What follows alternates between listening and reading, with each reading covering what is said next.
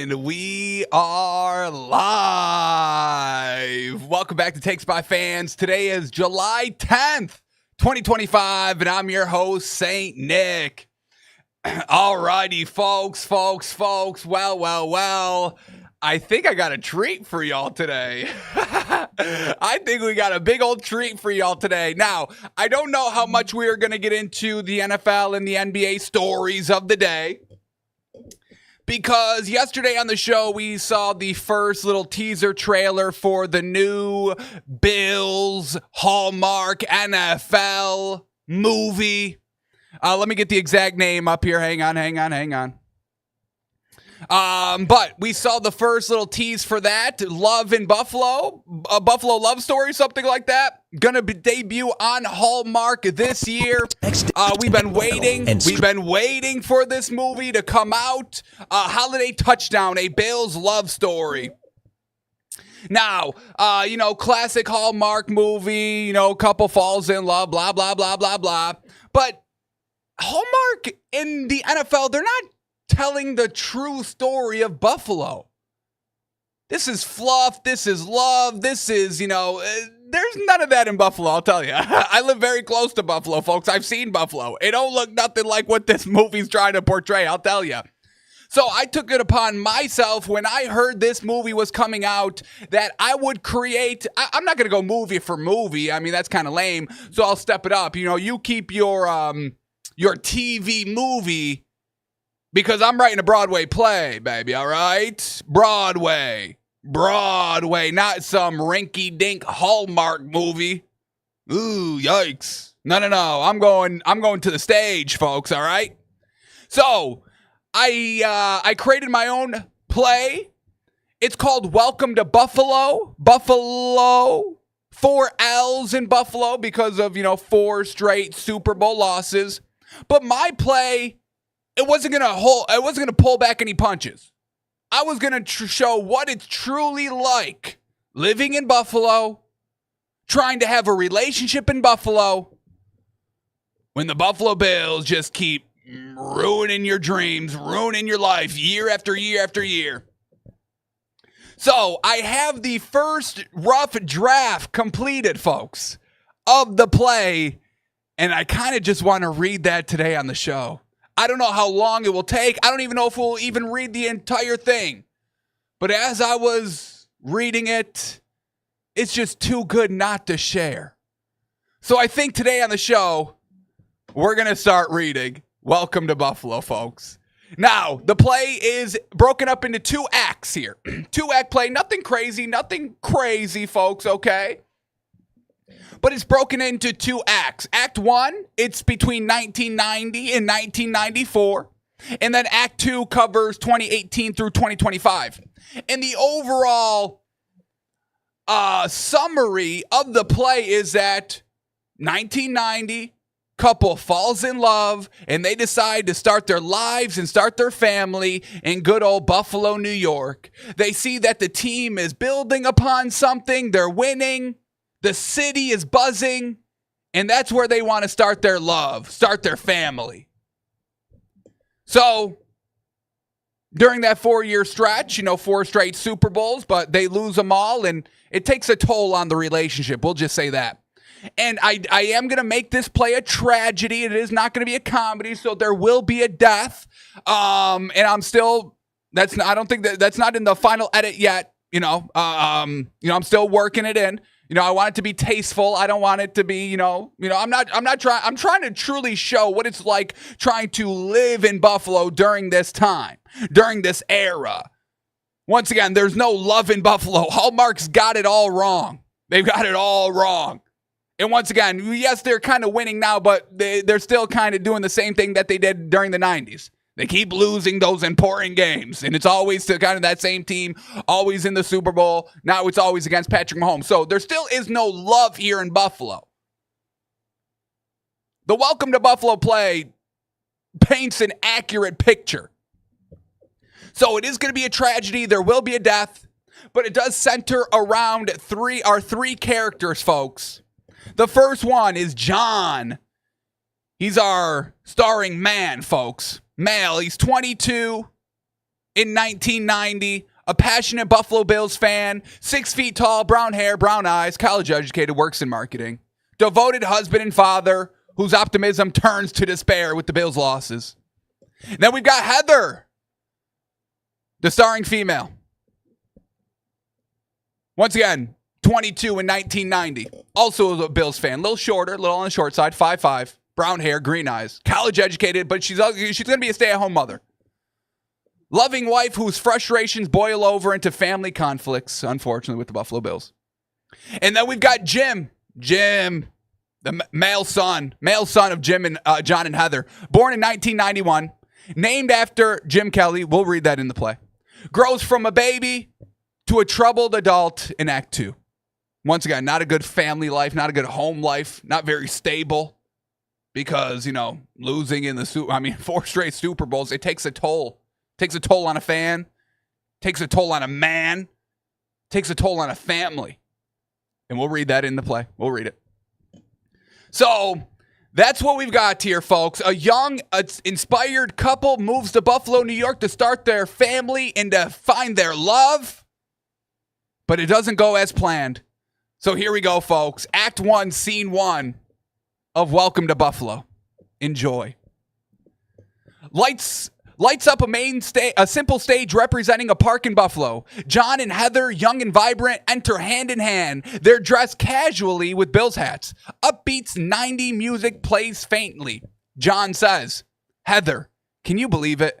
The Bills are on fire this year. Thurman Thomas, Jim Kelly, they're unstoppable. And us? We're just getting started. Heather, giggling, pulling him close. I know, John. Marrying you feels like winning the Super Bowl already. Buffalo's our town now. Fresh start. New family. Everything's perfect. Ooh, those first 2 opening lines are pretty damn good. They're pretty damn good. John, promise me we'll raise our kids as diehard fans. Wings, beers, and Bills Sundays. Heather, deal. They kiss passionately as lights fade to wedding bells. Ensemble enters as wedding guests, cheering. A quick wedding ceremony montage. Vows exchange, rings in on confetti. Ensemble chanting, Go Bills, Go Bills. Lights fade as they exit arm in arm. Scene 2. Set shifts to a cozy apartment living room. Boxes scattered. Snow falls outside a projected window. John enters with the last box. Heather unpacking.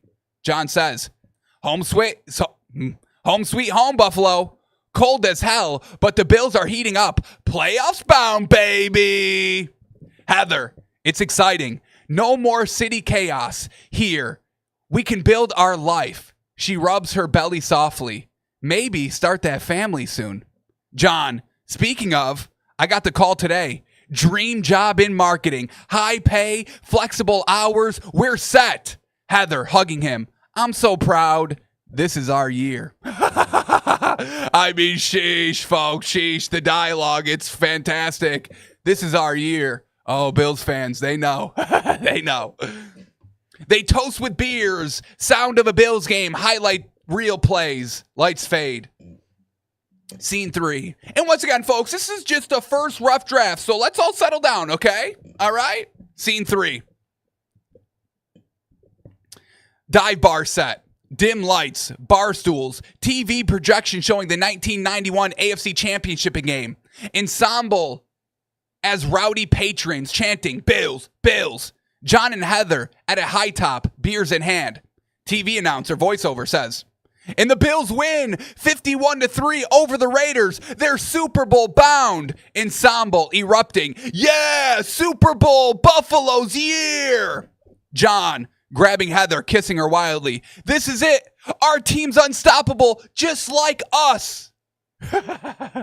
Heather, breathless, excited. John, let's celebrate right now. They sneak off stage to the bathroom. Lights dim on bar as the ensemble cheers fade.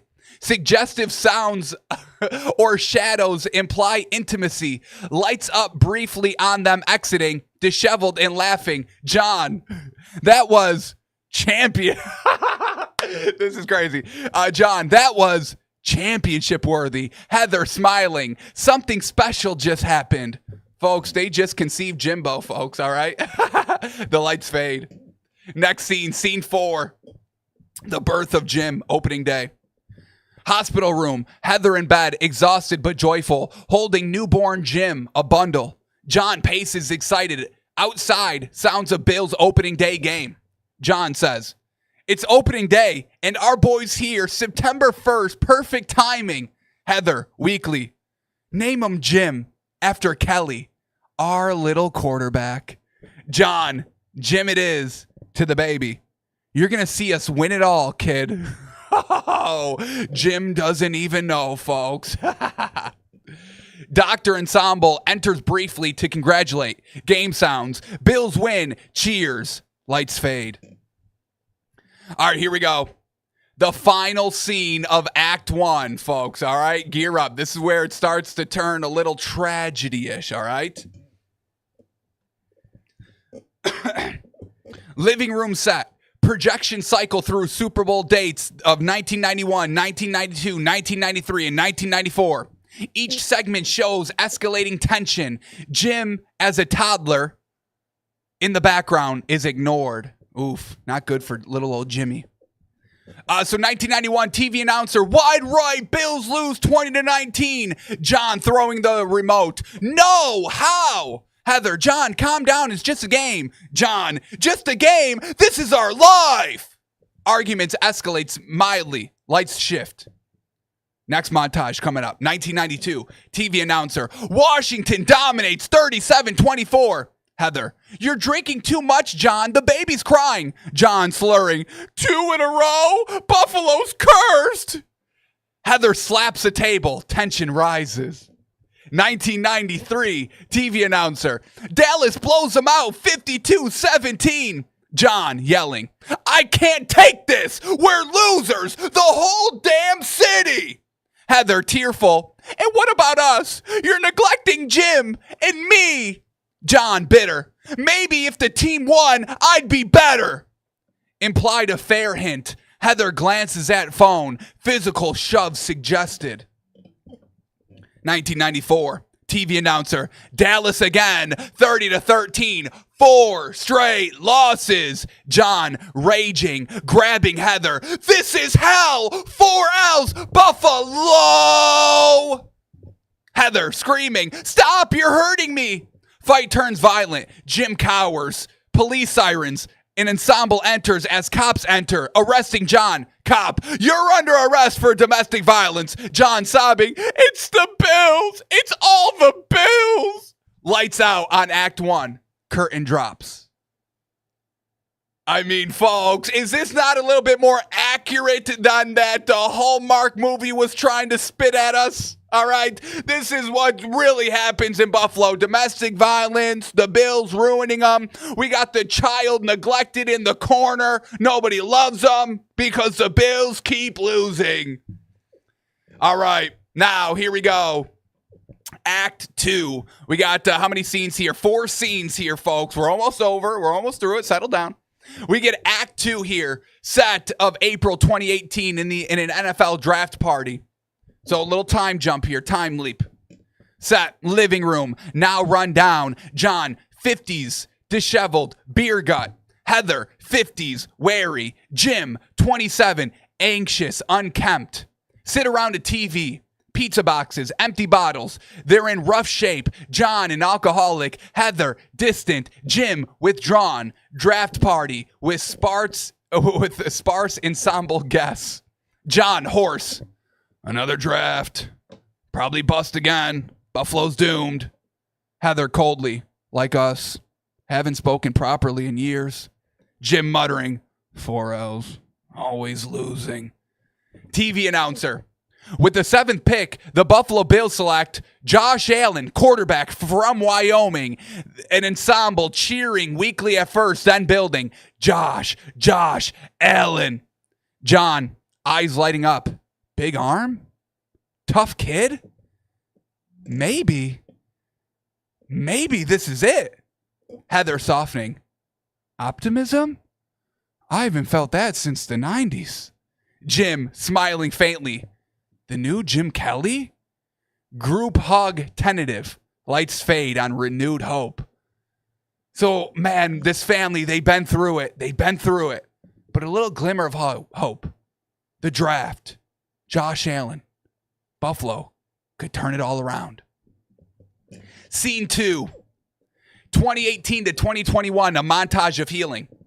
Quick scenes with projections of Bills wins, Allen's highlights. Family transforms. John sobers up, works out. Heather smiles more. Jim engages. Ensemble as therapists and friends. John at dinner. Bills 10-6 playoffs. I'm cutting back on beer. Heather. And I'm seeing that counselor. We can heal. Jim excited. Allen's a beast. Family Sundays again? Montage, family outings, laughs, hugs, Bill's success parallels. They're starting to truly be a family again here, folks. An ensemble chanting over scenes, let's go Buffalo, let's go Buffalo. Lights build to joy, then shift to the climax. Here it is, folks. This is where it gets good. Scene 3, January 23rd, 2022. Living room, tense. TV blares, Chiefs vs. Bills playoff game. The family's on edge. TV announcer, Bills up by 3, 13 seconds left. John, hold on, we're winning. Heather, this could be our year. Jim, no more L's. TV announcer, Mahomes magic, Chiefs tie it. Chiefs win. John exploding. 13 seconds? How do you blow that? Heather furious. You're back to this, blaming everything on the team? John shouting. Our lives are tied to them. 4 Super Bowls, now this? The worst fight we've seen yet. Yelling, shoving. Jim curls into the fetal position in the corner. Jim rocking and repeating. 13 seconds. 13 seconds. 13 seconds. Heather, Jim, oh God, call an ambulance. An ensemble as paramedics enter, taking Jim away. Sirens, lights fade on chaos. Scene 4, the ending here, folks. Split stage, hospital room. Jim, institutionalized, muttering, 13 seconds, 13 seconds.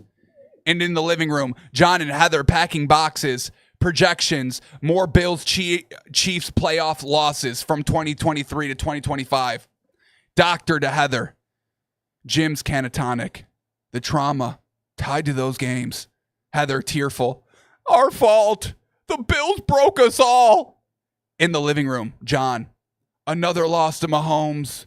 Divorce paper signed. Leaving Buffalo. Heather. No more Buffalo. It's over. John broken. We came for hope. Left in pieces. They exit separately. Final projection. Bill's logo fades to black. Jim alone on stage whispering, 13 seconds. 13 seconds. An ensemble chants softly, mockingly, Go Bills. Go Bills. Lights out. Curtain drops. The end. So, folks, this is the reality of what has taken place in Buffalo over the last kind of 30, 35 years here. Not the fluff, not the love story that is Bill's touchdown. No. Look at this. They're smiling, they're happy. One of these gifts has to lead us in the direction of the Secret Santa. But what they uncover, do you know what this means? Changes the game. Let's call it a Christmas surprise. Let's call it a Christmas surprise. A Bill's love story coming this countdown to Christmas on Hallmark Channel. So if you want to see the fluff If you want to see the made-for-TV drama love story, then watch the Hallmark Channel original movie, Holiday Touchdown, A Bill Story. But if you want the true gut-wrenching experience of what it was truly like growing up living in Buffalo during the Bills' rise and fall, then you go to Broadway and you go watch Welcome to Buffalo. All right? So that's that, folks. At the end, they break up. John and Heather are no more. They tried. They couldn't make it work. Unfortunately, their son Jim is forever institutionalized. The trauma that the Bills brought upon them can't handle it. The 13 seconds really broke the man, and that's unfortunate. So that's the real Buffalo story here, folks. Love doesn't exist, and the Buffalo Bills destroyed it. The Buffalo Bills have single-handedly destroyed countless families, folks, and this is just one of many examples. So if there's any aspiring actresses, actors out there that think they can play John, that think they can play Heather, that think they can play Jim, please reach out to me because we're making this thing happen. This will see the stage, folks. This will see the stage. So that's Rough Draft 1 on Welcome to Buffalo. Rough Draft number 1. We'll keep tweaking. We'll keep refining. We'll make this a massive success, folks. Lin-Manuel Miranda, watch out. St. Nick's coming. Alrighty. Let's get it. Oh, I love that so much. God dang, I love that so much, folks. All right, let's actually start the show here. Welcome to Buffalo. All right, here we go. Let's start here, and before we head to the NBA, let's get a little quick update on the UFC because we finally hear from Charles Oliveira on his fight with Ilia Topuria. Finally hearing from the man himself, and once again, we did not understand the fight strategy. Watching it live, it made no sense. Charles just kept walking down Topuria, eating his punches, and now we hear from Oliveira says, hey, I wouldn't, the game plan went right out the window. So this is on Charles Oliveira on his performance against Ilia Topuria, says, quote, I would change everything about my performance. Everything I trained, I didn't put it into practice. I didn't do anything I trained for. The game plan was to hit and get out. Knee stomps, maintaining distance with my front kicks, lots of calf kicks, not standing still. As soon as the fight started, I stood still taking his shots.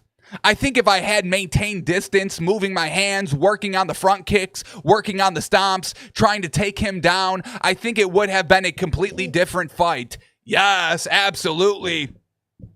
We knew it just did not make any sense of why Charles Oliveira was walking him down. He was warned before this fight that Topuria is the biggest striker. All these fighters that faced him said, yeah, Topuria's got the hardest punches I've ever taken, ever. And kind of, we were thinking Oliveira let his pride, let his ego kind of get to him, be like, oh, nobody punches harder than me. I can handle his punches. And that's why we thought, he was, just walking him down, eating those punches to the face.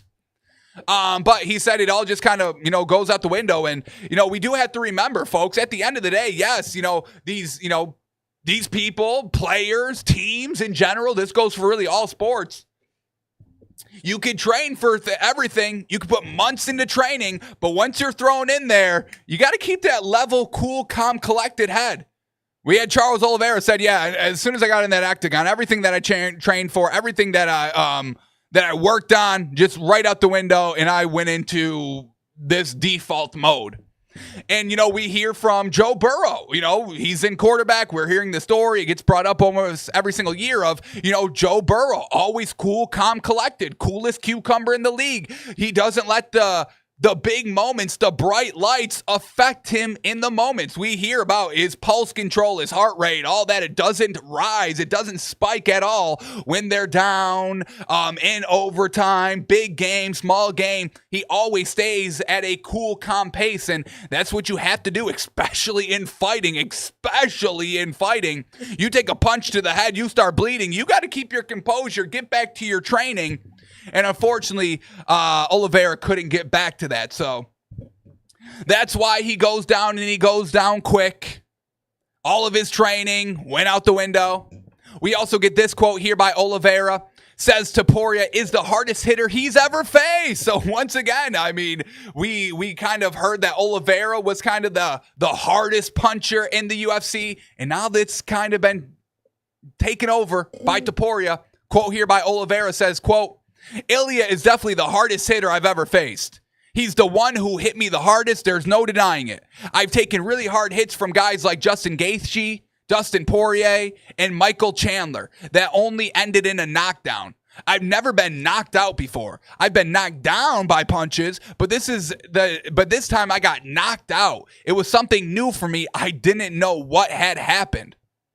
And then continuing on with that, no, I didn't know what happened after he got knocked out. I asked them several times what happened, how I was, what night it was. I didn't know what happened. I didn't know what I was doing. It was something new for me. So the fact that Topuria just knocked out Oliveira like that, highly touted as one of the GOATs in his own division, and we get this. He's not new, but he's newer, younger guy. Topuria comes in and knocks him down, knocks him out for the first time. Didn't know where he was, didn't know what day it was. So, once again, I mean, shout out to Topuria. This man, folks, if you don't watch UFC, I really urge y'all to try and watch any of his fights. Watch his upcoming fights that are going to be coming in the next months, because this man is truly it. We are seeing the new face of the UFC rise in real time, and he's going to go on a bigger run than McGregor, folks. I'm telling y'all, Topuria is truly him, and I can't wait to see what's next in store for him. Who he's going to face, if he's going to move up to the next division up.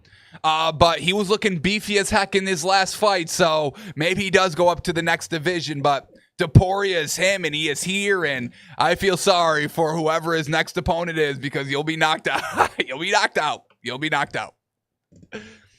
Alrighty, that was all I kind of wanted to talk about on that side. So let's shift gears to the NBA, where we got a few stories breaking, and thank goodness, good news here, folks. Yes.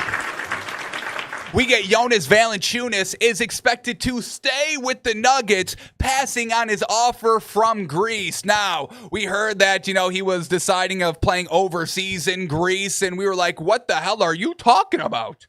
You're on the Nuggets. You're out of the trash. Valanciunas has always been on, below average teams, not competitive teams, Bulls, Kings, nah. So Valanciunas finally getting to the Nuggets, and then him wanting to play overseas. It's like, no, you're out of the gutter now. You're championship bound. You're playing with Jokic. Are you crazy? So he finally comes around. Denver believes time will heal all. Time will heal him, and he'll be ready to go for the season. So Jonas Valanciunas making the right decision. Now we can get right back into the action of betting the Nuggets, because we did have to take a slight little pause on it when we heard that he may be going to Greece. But a backup big, that's what teams are kind of stressing and prioritizing this offseason in the NBA. Multiple bigs. I'm talking 2, 3 deep bigs. Deep bigs, all right?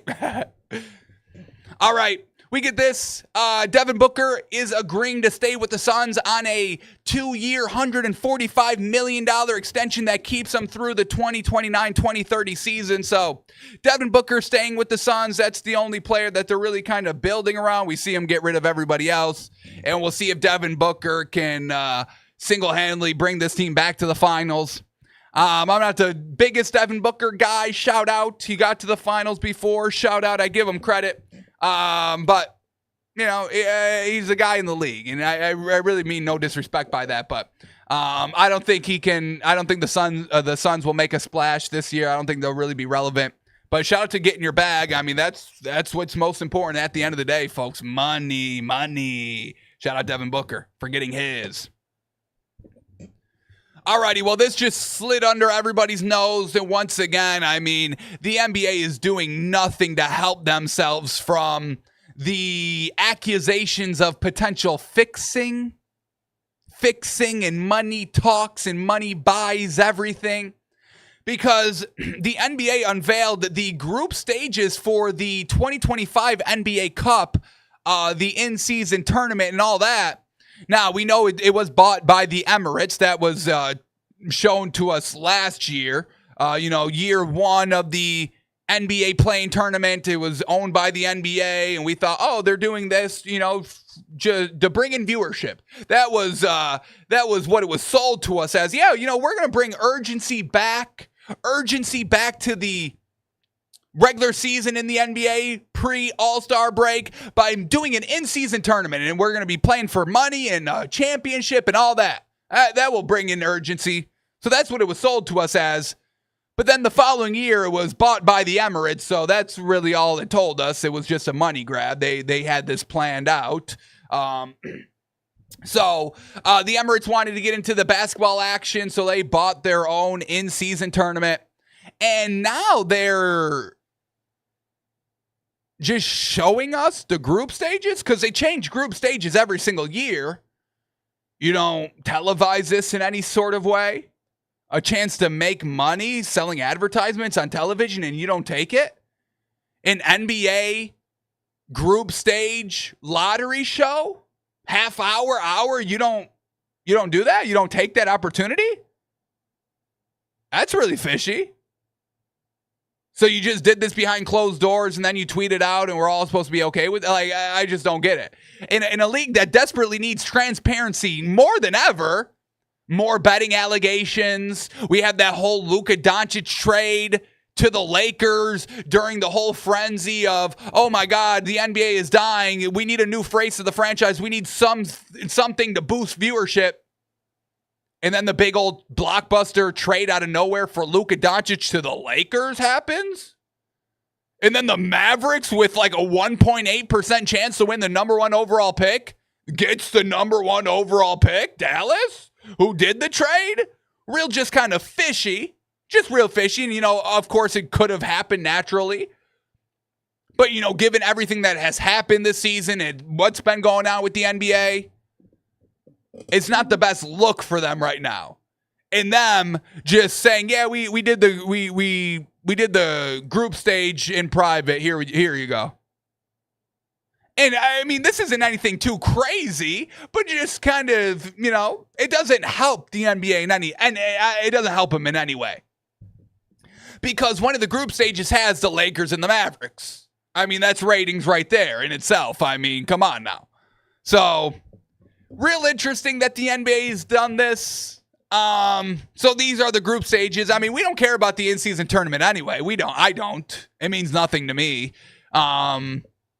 Doesn't mean anything to the players.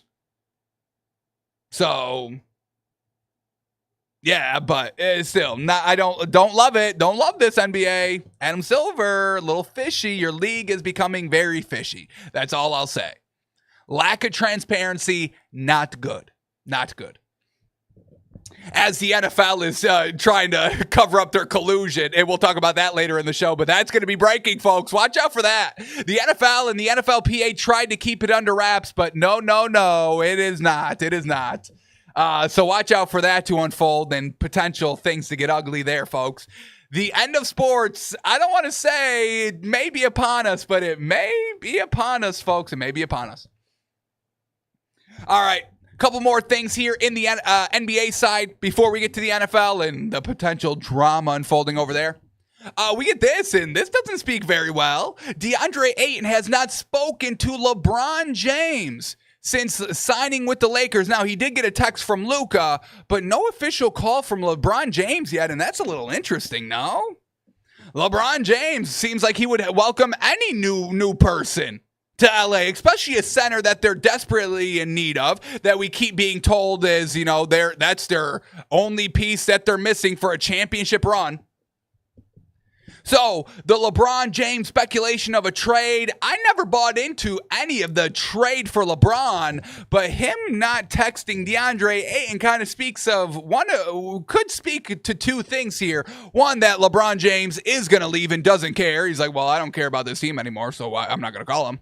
And the other thing it could say is that, yeah, DeAndre Ayton, he doesn't buy in. I'm not going to get excited for DeAndre Ayton. Like, meh. So, little interesting there. Nobody's really reaching out to DeAndre Ayton. Little fishy. We'll keep an eye out on it. All right, then we get this. Shout out to Speed, the streamer, iShowSpeed. He is currently in Greece right now with Giannis Antetokounmpo. And if there's any body language experts in the chat, let me know, because we get Giannis being asked, so you're going to stay, are you in New York? You're going to stay in Milwaukee by Speed? And Giannis says, yeah, probably. We'll see. I love Milwaukee. So you staying in Milwaukee? So yeah, there it is, right there. iSpeed, you staying in Milwaukee? Milwaukee? First thing Giannis does, leans over, he's sitting. He leans over, kind of scratching his lower leg. It's under the table, but you know the move he's going for. And he says, not a great first little side there, I'll tell you that. Here it comes. Probably. Probably. He's looking off in the distance. We see that voice rise. Probably. Here, I mean, folks, we hear this clear as day. Probably. Probably. And then he's got kind of this mug on, like it's too bright out, like, probably. He's got sunglasses. Well, he doesn't got sunglasses on, but he's under an umbrella. See. And then he kind of, scratches his nose, covers his mouth. We'll see. Probably. I love Milwaukee. And and then he says, I love Milwaukee. And then he goes to change the subject. He points out something. Hey, look at that over there. Up there.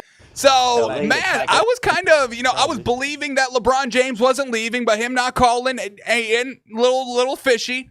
And I also thought that Giannis was kind of true to his word and loved Milwaukee and really wouldn't leave there. But the body language, probably the scratching of the leg, the itching of the nose, may not be the case. So watch out for Giannis to be on the move. And let's see if there's a poly market for that. Currently, Kenny Pickett is still the second favorites to be the week one starter at 24%. Joe Flacco at 51%. Once again, we do think it's going to be Joe Flacco. But Giannis, do we get anything with that? Giannis Antetokounmpo, next team. Ooh, not traded at 83%. 83%. So we can make a little bit of money here, folks. We get Rockets as the next favorite at 5%. I don't know if he would go there. I don't know if they have enough money for him there. They just got Kevin Durant. I don't know if they also bring in Giannis. We get the Heat, which has been kind of highly talked about. No taxes. I love a little bit of a Heat bet. Raptors, he may go play overseas. I mean, he's from overseas himself, so maybe he isn't, too grounded to the United States of America and living in there. But I kind of like a nice little Heat sprinkle. I like any sprinkle on any team to get traded to, folks. After that, the body language, Milwaukee, you better offer from the bag and offer it to him quick and get him signed. So we'll keep an eye out on Giannis. And then the final thing, just to kind of talk over really briefly here. I got to sit down and listen to the whole thing because I've been hearing clips and I'm kind of gushing over the clips that I'm hearing about it. But Kevin Durant on the podcast with LeBron James and Steve Nash, Mind the Game, where they sit around and drink wine and talk basketball. Kevin Durant to Steve Nash on his time in Brooklyn. Really interesting here by Kevin Durant. He says this, quote, I loved playing for Brooklyn. It was some of the most fun ball I've played in my life. Felt like you and I were committed, but everybody else wasn't. And that's where the problem arises with Kevin Durant, the leadership aspect, the leadership potential problem. And the thing that I think is that true leaders, like, don't see themselves as leaders and don't think that they need to really voice leadership. Leaders, in my mind, when somebody thinks that they're a leader, they think leading by example will be enough. And it's not. It never is. It's never going to be. It's just what it is. Because not everybody's in that same mindset as the leader is. Now, Kevin Durant always says he's a leader, but we've never really seen him vocalize the leadership. And that's the problem that arises. You got to be firm, and you got to kind of, be that parent role. And it sucks. Nobody wants to do it. Not even the parents. The classic, hey, I'm not your friend. Hey, I'm not your friend, pal. I'm supposed to be your father. You got to have some of that tough love. You got to be able to voice that leadership, voice the discipline, while being kind of, level-headed. Don't get out of control. Don't get physical and all that. And I think that's the problem Kevin Durant has a little bit. And I think that's a problem some leaders have, is that you have to be vocal. I just heard Lamar Jackson. He was on a podcast. He was on a quote, and he was saying that exact same thing. And I started to gush over Lamar Jackson a little bit. He's like, yeah, I got to get it. I wish I had the quote up here. I'll try to find it for tomorrow's show. But Lamar Jackson kind of admitting out loud, I just kind of went around, trying to lead by example, but I know I got to start barking a little bit. I got to start leading with my voice, leading with my words, and truly making sure we're all on the same page. So love that was hearing that from Lamar Jackson, because once again, that's another person that views themselves as a leader, but at times we can kind of see the non-verbal leadership. So Kevin Durant saying that felt like you and I were committed, but everybody else wasn't. And that should be, it's unfortunate. It has to be his job, but it has to be Kevin Durant's job to get everybody, hey.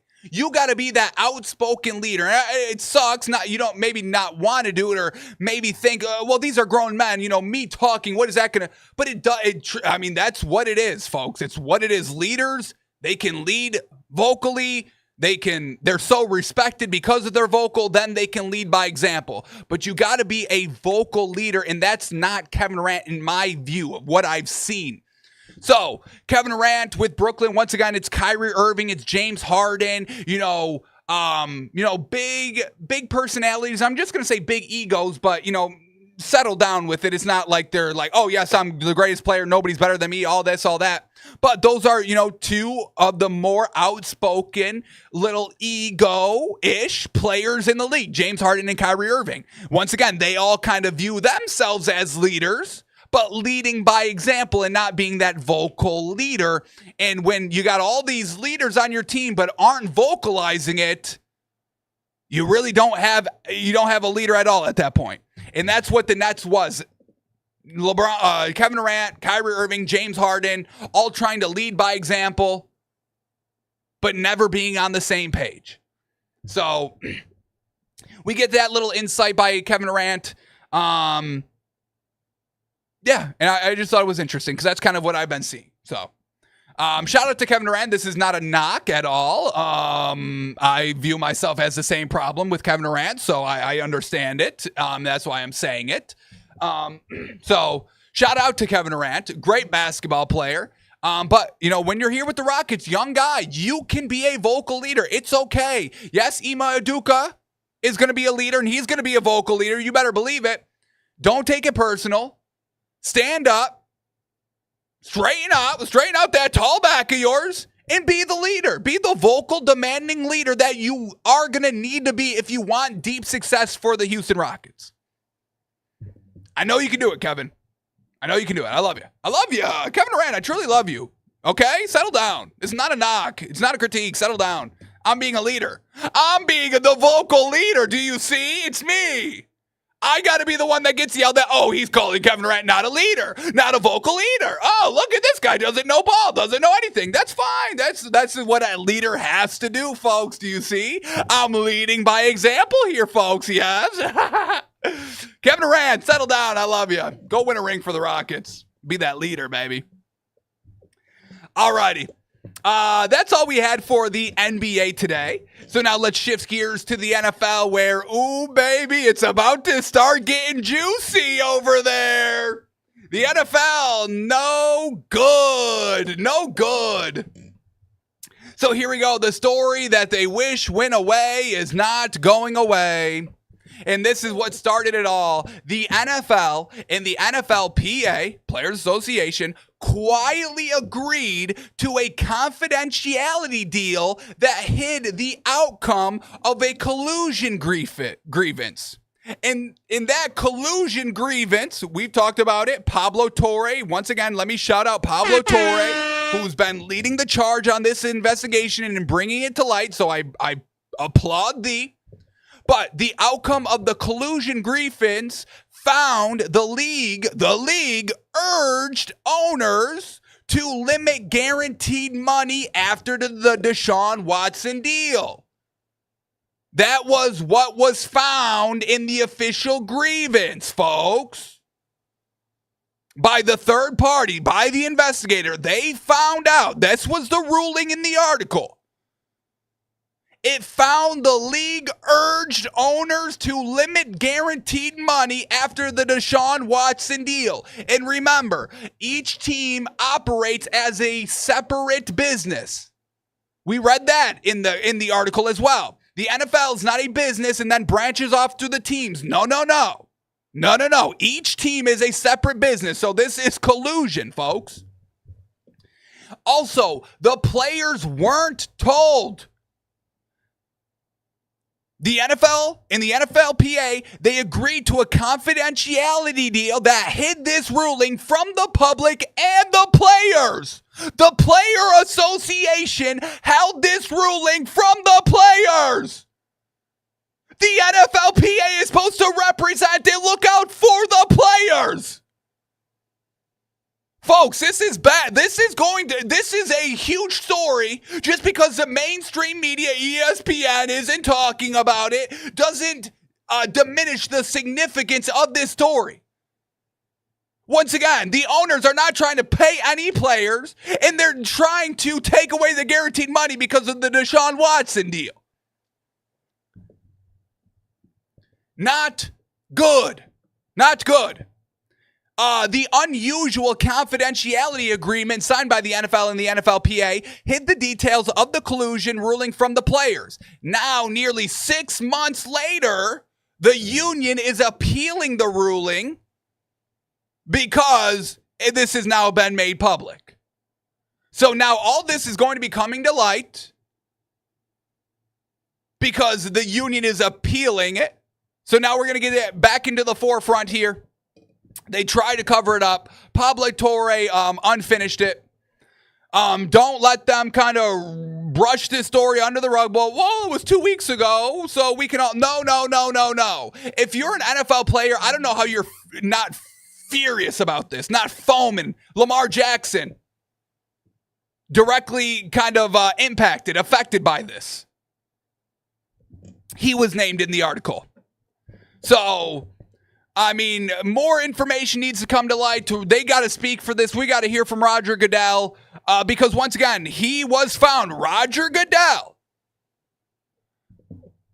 the Droney, the investigator of this, concluded that the NFLPA showed by a clear preponderance of the evidence that the commissioner, Roger Goodell, and the league's general counsel, Jeff Pash, had urged owners to restrict guaranteed money. This is an issue, folks. We've got the NFL commissioner interfering with people's money, players' bags that they've earned because Deshaun Watson ruined the market, blah, blah, blah. Which, once again, kind of correlates with running backs getting less and less money. So not good here, folks. Running backs are always injured. I'm sure that's the sentiment passed and urged by Roger Goodell. I would like to open an investigation into the running backs now because this is not making any sense. You single-handedly put the team on your back to win the Super Bowl, and you don't even get that good of a deal. So this just goes to show, folks, nobody wants anybody to have money. I mean, I keep trying to tell y'all that you got to get your money while you can. We get people like this. I mean, folks, stop with this. Let me get it up here. Where is it at? Talking about TJ Watt. TJ Watt, he wants to deal with the Steelers. The Steelers are dragging their feet. But what are we talking? Can we please stop with this sentiment? I hate this. We get this guy tweeting out, Steelers fan. This isn't just a TJ Watt tweet, but a general one. Okay, general tweet here. If you're being offered $40+ million and it isn't enough generational wealth for you to accept the contract, I do not feel any empathy for you whatsoever. Squabbling over a few million when you are making enough for your entire family to retire forever is insane. Oh my God, folks. The people with this sentiment have never been around money, have never seen money. Folks, you know how much money there is out there? You need to find something that opens your eyes on how much money there truly is out there and how much money people actually have. It's a lot more than what you're realizing. So this statement, this sentiment it needs to stop. These players, these teams are making billions upon billions of dollars, and these are owners, folks. You think they're okay, well, the NFL is my only thing that I own, and that's it. Folks, they got their money other ways, and then they bought the team. So they already got their hands in other things to make money, so settle down there. This Lakers guy, you think he just said, oh, I got $10 billion, the Lakers maybe $10 billion that? No! He had the $10 billion on other things, and then he bought the Lakers, and he's still making money from those other things. And now he's making money from the Lakers too, okay? So, there's a lot more money out there than you think that there is first and foremost point. Second of all, TJ Watt has earned every single damn dollar he has earned or potentially is going to earn and has the right to negotiate with. He has sacrificed his entire life to perfect his craft, to be touted and respected as the best edge rusher potentially in NFL history. So yes, if $40 million isn't enough, compared to the market and what everybody else is getting, as the owners are actively saying, don't give players more money, he has every right to demand every penny. Once again, he's in the trenches, banging his goddamn head over and over and over again, ruining his future life for now. And you have the audacity to say, well, I don't feel any empathy because $40 million should be enough. Okay, all right, we know who the broke boy is here online. The only people that say this are people that don't have money or have not seen money. Unreal that we've got people literally bowing down to the NFL and these big corporations with trillions of dollars, billions of dollars, settle down, which I'm sure trillions. You don't think any of these people have put a little bit of their money in crypto when it was coming up? And have it just all sitting in Bitcoin now because they put, maybe $1 million in crypto and just left it there? This whole narrative of people not wanting other people to have money, broke people not wanting other people to have money. It's insane. It's insane. So, absolutely hate this sentiment. This is what the NFL is trying to do. The owner, well, the players make enough money. They don't need guaranteed money. What are they, crazy? Are they crazy? Nothing's guaranteed in life. They want a guaranteed money. These players that, in a blink could ruin their entire career off an injury because playing on the cheap shit turf that the owners put in their fucking stadium. Yeah, because the owners are always looking out for the players, yeah. Putting down the safest grass. No. Let's get the cheaper turf. It's cheaper. We don't have to maintain it. You know that's why they don't do grass, right? Because they don't want to have, oh, well, it's such a pain and hassle to maintain a grass field. You gotta water it. You gotta put sun on it. Oh, that's so much work. And we only use it 4 or 5 months out of the year. Are you expecting me to water the grass during the off season and waste money? Are you crazy? Fuck every business out there. Truly. Pay these fucking people that helped the company, that helped the business, that helped you succeed. Pay them what they deserve and what they earn. It's absolutely, we got people kowtowing to the big business. It's crazy. It's honestly insane. It drives me nuts. It drives me nuts.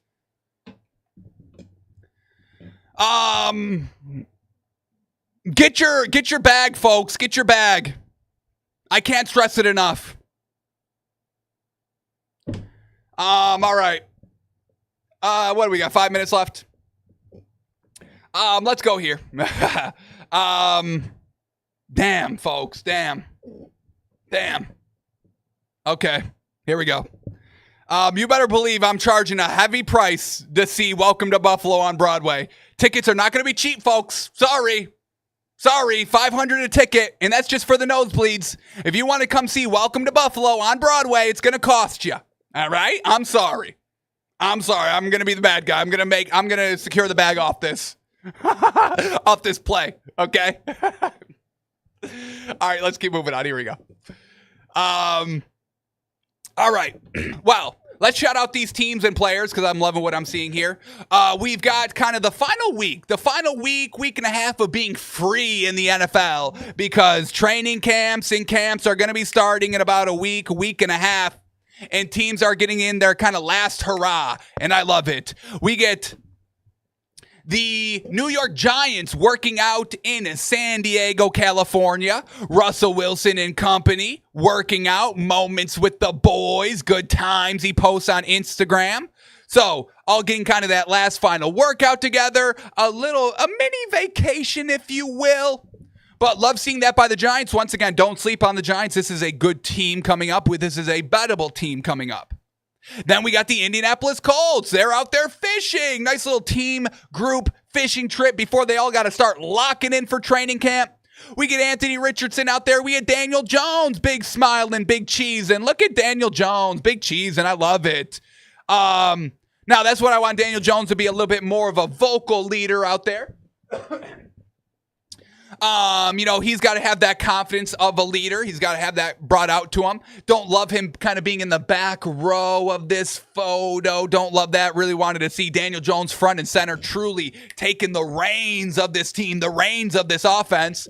But he's out there on the boat. Like to see that. And then I thought there was one more. I think there's one more here. Drake May and the Patriots somewhere.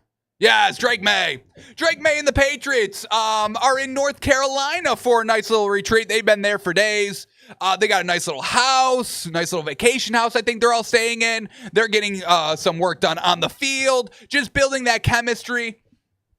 So we love to see that. There was another video of Drake May throwing a ball to Ramondre Stevenson off jet skis in the water. Once again, having fun, working on their craft. Just coming together, one final hurrah before it's true work time. So watch out for these teams. A multitude of these teams and players are doing this. But just wanted to shout out a quick few here. And then we're gonna end on this. We're gonna end on this right here. Let's end on our man Kyren Williams is officially unveiled in the top 100 players of the NFL currently. He's at number 85. Little disrespectful, but absolutely love this. Kyren Williams, I think he is the most underrated player in the entire NFL. Is that crazy to say? Running back for the Rams, who have been having success. Nobody really talks about it, or nobody really gives credit to Kyren Williams. It's all Matthew Stafford and Cooper Kupp and the new toy in town, Puka Nacua. But we all know offense starts from those workhorse running backs, and that's what Kyren Williams is. So let's hear his quick little interview on the top 100. 2 minutes, 46 seconds. And then we'll read a quick article because I'm hearing he's becoming more of a leader in Bank. Love to hear it. So here we go. Kyren Williams, what does he have to say for himself? Probably say the first 49ers game. That was my. I would probably say the first 49ers game. That was my first time that they called a choice route in my career at the Rams that, I ran one and scored on. Oh! Somersault! Jeez, he did somersault over those players. That was crazy. Also, I did it with a flip over Yeah, the dude. you did. I wish I would have landed that. You did land it too. Well, didn't, but damn, that was my big impressive. game. That was a big breakout game. And here he is, 85 on the top 100. Love it. Last year, 78. Oh, they're moving him back. The Dogs, the disrespect. And we get to set the tone for the whole game. Right now, let's go. Yeah, Kyren Williams, vocal leadership. We got to set the tone right off the rip on the sideline. I love that. In 2024, Kyren Williams set the tone for the Rams Yes, offense, he did. He set the finishing tone. He set the tone for that entire great Rams offense. The running back. Who would have thought? fourth among running backs with 16 total touchdowns and 7th in rushing yards. 7th in rushing, top 4 in touchdowns. Bank. You can count on him to running the ball 25, 30 times a game. Like, he's going to give it everything he has. And, he's got the skill set to be one of the best backs in the league. When he runs the ball, he runs physical. Kyren's not even he's not even the biggest guy. He's not the biggest guy. Like 5'7", man. He's smaller. He's a little bit of a smaller back, so it's tough to, kind of see him when he's behind the line of scrimmage. Good run by Kyren Williams, still on his feet. Williams inside the 50. In the divisional round against the But it seems Eagles like in the he's playoffs, always big, able hard to running. find the right hole to run through. Williams never even broke stride, didn't get tripped up at all. That was big time. The first That was tackler is big not gonna get time, him Chris down. Collinsworth says. Bank. Second tackler, he might not get him down. He's a tough guy to bring down. Tough guy to bring Whenever down. He's got the ball in his hands, and he can catch the ball out of the backfield. Catch too, out of the which makes him that much backfield. He better. does it all. A Ability to true catch the running back, football. Bank. You see him running a lot of, Texas angle routes and getting matchups against linebackers. And then, just being hard-nosed and being able to go into the trenches and find a way to get in the end zone, whether it looks like you can or not. He's got that ability. Oh, yeah, big dog. Big dog, too. Finish at the goal line. The 1, the 2. Doesn't need a Josh He's Allen physical, come out too. and push. So he's tough to bring down. He's got good balance. Good balance. He has crazy contact. Crazy I've contact seen a couple balance. Can't games bring where him he got down. hit twice and he kept going. Got hit twice. He hit Keeps the on sideline. going. He's on one foot. He's spinning off contact. His spin contact balance is probably one of the more impressive things I've seen too. I've seen a couple times where he's gotten hit and he spun through the contact balance. Spins And that's through the thing that you want to see in running contact. backs. Great He's a guy that's balance. going to give it his all 100% of the time. Gives it his all, I love to see the 100%. success that he's already had and what he's going to be able to do in the future. Yes, sir. Yes, sir. Folks, give it up for him. Love Kyren Williams. Once again, Rams to win the division. It's the best value, plus 195, folks. Maybe the best value of the entire offseason, so get it while you can. And now let's hear from Kyren Williams himself and the coach. Because Rams running back coach Ron Gould says Kyren Williams showed explosiveness, leadership in the offseason. Yes, getting even better, not complacent. Once again, this Rams team knocking on the Super Bowl. Get rid of Cooper Kupp, bring in Devontae Adams. You keep Nakua, you keep Kyren Williams. Keep that great, young, upcoming, hungry defense. Here we go. Quote here by Gould. Quote, you talk about leadership, that's what it's all about. So he's done a great job of uniting the guys, bringing everybody together, and making sure that we all stay on the same page. That vocal leadership. Love hearing that. Is that the only quote here? All right. Here we go. One more thing. Running back coach Ron Gould said he's already noticed more blast off from Williams during offseason workouts. Woo, more explosive? Sheesh. Quote, the first thing that stood out to us was his explosiveness. One of the things I noticed was his ability to stay grounded through some of his runs that was really, really evident in the work that he's put in. So really, really pleased with that. Then he goes on with the leadership. So once again, we don't got to worry about Kyron Williams. Pick him up in fantasy. I know. You think, oh, well, I can get all the... No, he is him. He is RB number 1. Shout out. All righty, folks. That is our hour. So that is going to do it for us today.